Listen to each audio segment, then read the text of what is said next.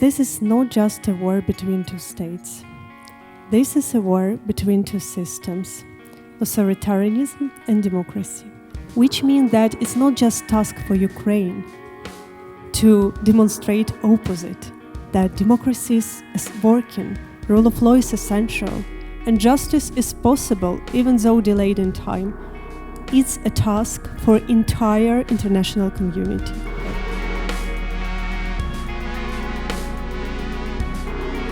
Oleksandra Matvichuk, as you may have read already in the session description, is a Ukrainian-born human rights lawyer. She's the founder and head of the Center for Civil Liberties, which was awarded the Nobel Peace Prize last year together with two other civil society organizations, one from Belarus and one from Russia. Oleksandra, tell us briefly about your organization, about your work. Why did you decide to start your organization? When did you do that? And what exactly does it do? And how did it lead to you to the organization winning the Nobel Peace Prize? First of all, I would like to express my sincere gratitude to the audience. And I'm very happy to be here in South Korea. It's my first time in your country. Unfortunately, a very short visit. I wish I can stay longer. According to your question, when I was in school, I got acquaintance with a famous Ukrainian philosopher, writer, dissident, Yevgeny Sverstyuk. And he ingrained me in the circle of Ukrainian dissidents. It was a very powerful intellectual movement in Soviet Union who bravely stood up against the whole totalitarian Soviet machine. These people were subjected to persecution, jailed, put it in psychological hospitals, but they were extremely brave. They fought for their freedom and human dignity, and they provide me a huge lesson.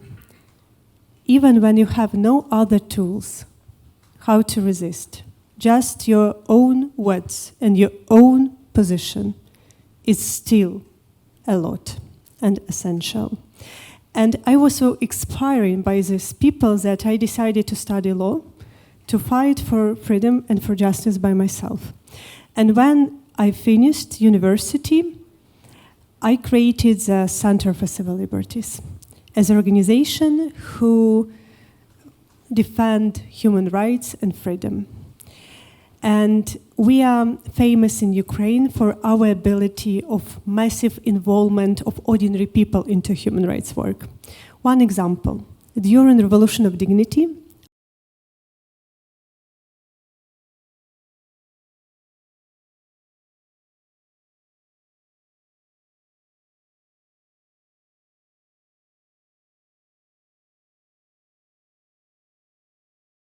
I coordinated civil initiative, Euromaidan SOS, and we brought up several thousands of people to provide legal and other assistance to persecuted protesters. And every day, hundreds and hundreds of people who were beaten, tortured, arrested, accused in fabricated criminal or other charges passed through our care. And we were able to proceed 16,000 requests for help only because a lot of ordinary people throughout the country joined to this initiative. Can you give us an impression, our audience here in South Korea, in the Republic of Korea, what is happening in your country, just to sort of set the scene for them, that has led to these extreme human rights abuses and war crimes? Because when we hear human rights abuses and war crimes, it sounds very abstract. Can you make this a little more concrete? What kind of human rights abuses are we talking about and war crimes? First, I would like to return to the roots of this Russian war against Ukraine. I just mentioned the Revolution of Dignity, and it was a time when millions of Ukrainians stood up their voice against authoritarian and corrupt government. And they're peacefully demonstrating and fighting just for a chance to build a country where the rights of everybody are protected, government is accountable, judiciary is independent, and police do not beat students who are peacefully demonstrating. And when authoritarian regime collapsed and we obtained a chance for the quick democratic transition, in order to stop us on this way, Russia started this war of aggression in February 2014, 9 years ago, with occupation of Crimea, part of Lugansk and Donetsk region, and last year Russia extended this war to the large-scale invasion. Because Putin is not afraid of NATO. Putin is afraid of the idea of freedom. And when we speak about what we are now documenting, when large-scale invasion started, we faced with unprecedented numbers of war crimes. And we united our efforts with dozens of organizations. We built all Ukrainian network of local documentators. We have an ambitious goal to document each criminal episode which was committed in the smallest village in each oblast in my country. And working together since 24 February till now, we jointly documented more than 50,000 cases. And 50,000 is an enormous amount, but still only a tip of iceberg, because Russia uses war crimes as the methods of warfare. Russian troops deliberately shelling residential buildings, schools, churches, hospitals, attack evacuation corridors, organize forcible deportations, commit murders, tortures, rapes, abductions, and other kind of offenses against civilians. And as a human rights lawyer, I found myself in a very weird situation because I can't rely on the law. The whole international system of peace and security can't stop such Russian atrocities. Do you get the impression that the crimes that are being committed, the human rights abuses, the war crimes that we're seeing in Ukraine are being carried out by, is this being done systematically? Is there a strategy behind that? Or are these the activities of just a few rogue soldiers? When you have a database with 50,000 cases from all the country, you can clearly prove that it's conscience policy of Russian state. It's a way how Russians conduct the war. In another term, they provide enormous pain and suffering to civilian people in order to break our resistance and occupy the country. There is no justification for such actions. There is no purpose to have a fun firing from the tanks to people on the bicycles, whose bodies lay scattered around the streets until liberation. There is no purpose to break in someone's house, killing the owner, and rape the wife next to her 9-year-old daughter. There is no purpose to kill the 14-year-old boy in close range who was just playing with his ball in the yard. And there is no military necessity in doing such horrible things. Russians have done this only because they could.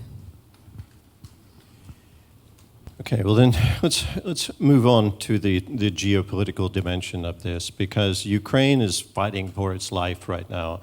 Many countries are supporting Ukraine, including Korea, South Korea, it must be said, in trying to push Russia back and eject it from your country's territory. How do you explain that some countries have not condemned Russia's invasion of Ukraine? There's a resolution just this year within the United Nations in February. There's been a couple of them, but in this one, North Korea voted, this is South Korea's neighbor, North Korea voted against the resolution, as we know. China, India, Vietnam abstained from that vote. They didn't vote that. How do you explain the way the world perceives Ukraine and Russia in this war? There is no surprise that North Korea supports Russia. Authoritarian regimes always support each other, and that is why people who fighting for freedom and human dignity from different countries have support each other even stronger. And return to your question, like the official position of the countries which you mentioned is neutrality. Let's go into details on this position. When Russia invaded Ukraine, Russia was the 11th economy in the world. Russia still have much more bigger population which they can mobilize to this war. Russia always has much more stronger economical and military potential. If in this situation you don't support Ukraine to resist, it means you simply support Russia to occupy Ukraine. So there is no neutrality in such situation. And frankly speaking, how you can be neutral to such huge violation of international law? How you can be neutral to human pain and human suffering? It's not neutrality, it's indifference. The G20 meeting just happened. There was a declaration issued at the end of that meeting. This declaration did not condemn Russia's invasion of Ukraine. The one a year ago did condemn Russia's invasion of Ukraine. How do you explain this evolution? I think we lack in our modern world a bravery and historical responsibility of our political leaders. What do I mean? This war has a value dimension, and Putin tried to convince the whole world that country with a strong military potential and nuclear weapon can break international order, can dictate the rules of the game to entire international community, and even forcibly changed internationally recognized borders. So if we will not stop this, if we will not restore international order and demonstrate justice, it will have a huge impact to the world and will encourage another authoritarian leaders in different parts of the globe to behave the same.